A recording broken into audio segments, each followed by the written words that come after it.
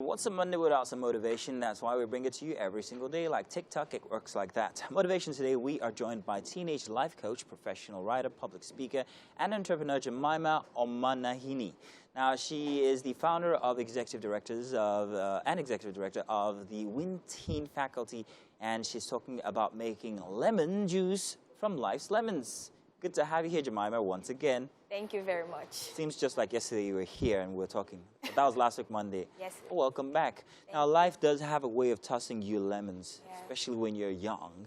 But we all have heard that saying that you can always make lemonade from all the lemons that you get. But exactly how does that pertain when you are young and in Nigeria? That's a very interesting question. So, when life gives you lemons, right, the popular phrase goes, when life gives you lemons, get creative and make lemonade. But okay, now that you mentioned Nigeria, I want to go the Nigeria way. That when life got a bit more sugar in it. Exactly. When life shows you pepper, make pepper get soup. creative and make pepper soup. And I believe that life cannot always be a smooth sail, even though that's what we all want. Everyone looks forward to that happily ever after. Everyone looks forward to things going their own way. But the truth is, we live in an imperfect world, and there are lots of circumstances that are beyond our control. And when that happens, there is this disappointment, and then we're tempted to quit. But when life throws you those kind of lemons, that's not the time for you to quit. Because when you quit, of course, you don't get to live your life the way you really need to.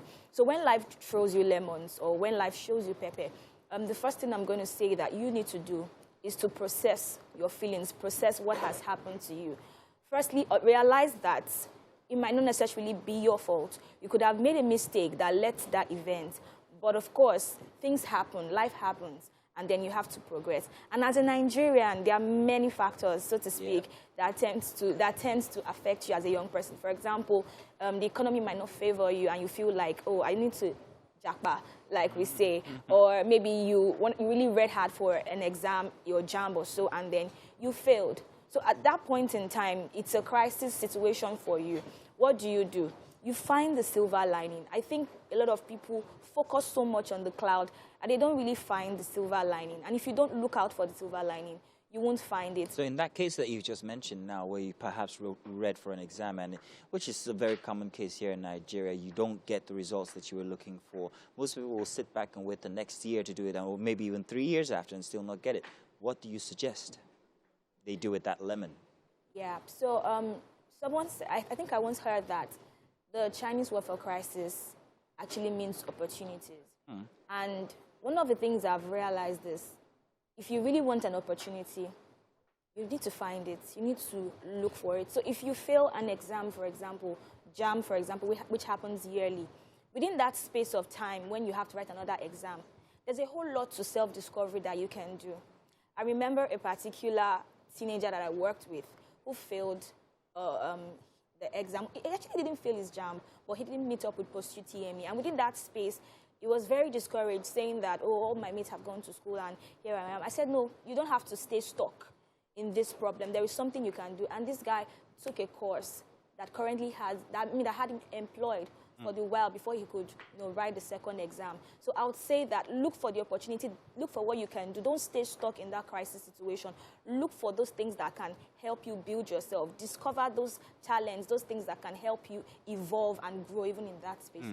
I think we, as young people, I don't know if I can still consider myself so, have this mentality that we bought from our parents, where education is the do-all, end-all. If we don't get that education, we're tossing in the towel.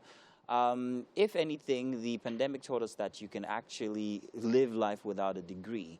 Is this something you suggest for people as well? Vocations, for instance, is not something people look at and say, that's what I want to go for instead of a proper education. Do you suggest that people sometimes accept the fact that perhaps education is not for me, maybe I should learn a craft? Question for you.